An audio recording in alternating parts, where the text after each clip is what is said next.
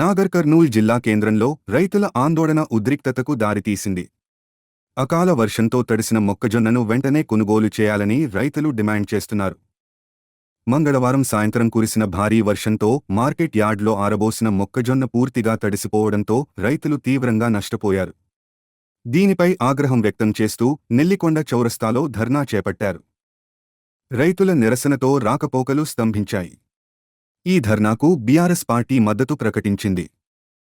మాజీ ఎమ్మెల్యే మర్రి జనార్దన్ రెడ్డి మాట్లాడుతూ తడిసిన మొక్కజొన్నను వెంటనే ప్రభుత్వం కొనుగోలు చేయాలని డిమాండ్ చేశారు.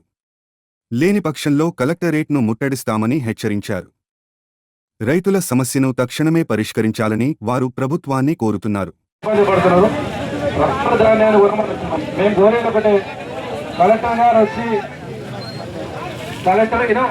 కలెక్టర్ గారు వచ్చిస్తే సరిపోయాయి, లేకపోతే మేమే ధాన్యం తీసుకుపోయి కలెక్టర్ ముట్టడిస్తాం, కలెక్టరేట్లకు పోసిపోతాం ధాన్యాన్ని.